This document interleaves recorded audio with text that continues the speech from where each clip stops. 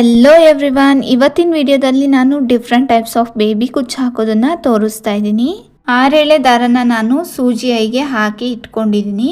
ಇವಾಗ ನಾನು ಸ್ಯಾರಿಗೆ ಥ್ರೆಡ್ನ ಇನ್ಸರ್ಟ್ ಮಾಡಿಕೊಂಡು ಒಂದು ನಾಟ್ ಹಾಕ್ಕೊಳ್ತೀನಿ.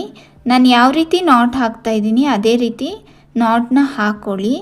ನಾಟ್ ಹಾಕ್ಕೊಂಡಾದಮೇಲೆ ನೆಕ್ಸ್ಟ್ ನಾನು 1 ಸೆಂಟಿಮೀಟರ್ ಅಷ್ಟು ಗ್ಯಾಪ್ ಬಿಟ್ಬಿಟ್ಟು ಮತ್ತೆ ಥ್ರೆಡ್ನ ಇನ್ಸರ್ಟ್ ಮಾಡ್ಕೊತಾ ಇದ್ದೀನಿ.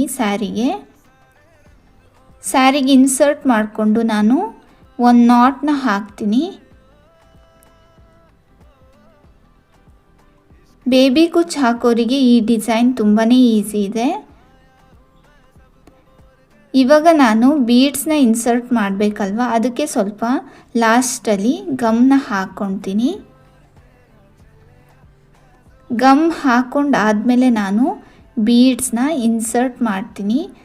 ಮೀಡಿಯಮ್ ಸೈಜ್ ಬೀಡ್ಸ್ನ ತಗೊಂಡು ಥ್ರೆಡ್ಡಿಗೆ ಇನ್ಸರ್ಟ್ ಮಾಡ್ಕೊಳ್ಳಿ. ಇನ್ಸರ್ಟ್ ಮಾಡ್ಕೊಂಡಾದಮೇಲೆ ನಾನಿವಾಗ 2 ಥ್ರೆಡ್ನ ಹಿಡ್ಕೊಂಡು ಒಂದು ನಾಟ್ ಹಾಕ್ತೀನಿ.